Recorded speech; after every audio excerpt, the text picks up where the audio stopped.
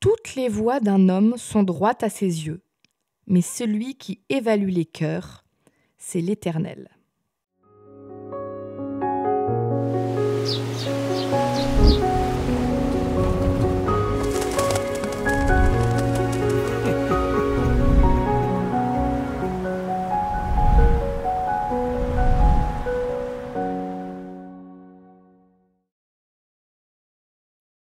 Moi, je t'avoue, j'aime bien les histoires de super-héros.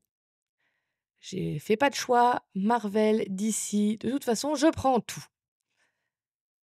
Du coup, si tu pouvais être un super-héros et avoir un super pouvoir, tu choisirais quoi? Pouvoir voler, super force, des yeux qui tirent des rayons laser? Moi, j'avoue, je prendrais bien être multimilliardaire comme Batman, mais non, pas avec la vie de Batman. Non, en vrai, si je devais choisir un super pouvoir, je voudrais bien pouvoir contrôler les pensées des gens. Parce que comme ça, bah, plus de guerre, plus de disputes, plus d'injures, plus de racisme. Ce serait trop bien. Et en fait, je suis en train de me dire que, je serais pas un super héros, moi je serais un super vilain en partant comme ça, à vouloir me dire que je voudrais contrôler les gens et leur faire penser que ce que je veux. La limite, elle est fine et c'est là où je me rends compte à quel point Dieu est amour. Parce que il connaît les pensées des gens.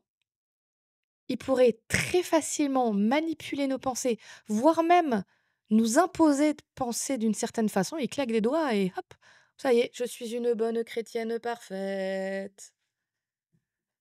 Et c'est terrible parce que des fois, en tant que chrétien, on dit: «Ah oui, moi je voudrais que le Saint-Esprit, il me transforme et comme ça j'ai plus de mauvaises pensées».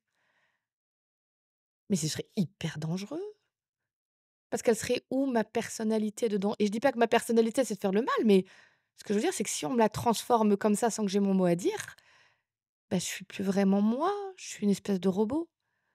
Dieu, il a le pouvoir d'être un super vilain et il a choisi d'être un super héros et bien encore au-delà de n'importe quel super héros. Il a choisi de respecter ma façon de voir, ma façon de penser, mon rythme. Et si, celui qui est mon modèle a choisi de respecter ça, à quel point moi, qui en plus ne connais même pas ce qu'il y a dans les pensées et le cœur des autres, ça me dit que j'ai pas le droit d'imposer mes pensées, mes croyances, mes valeurs, même si elles sont très bonnes, même si j'ai raison. Jésus, heu, n'a imposé sa façon de voir à personne et c'était Dieu. Il a parlé, il a partagé, mais il a laissé chacun libre. Alors aujourd'hui, dans notre monde où les gens deviennent complètement fous et où de plus en plus, au nom de Dieu, de la chrétienté, de la politique, des valeurs, de la morale, de ce que vous voulez, de plus en plus, on essaye d'imposer aux autres comment ils doivent penser. Bah, moi, j'ai envie de me ranger du côté de Dieu et de dire, je partagerai toujours les valeurs qu'il m'a données, mais je les imposerai jamais. Parce que Dieu, il a un code moral encore plus haut que les super-héros et moi, je me range de ce côté-là de la barrière.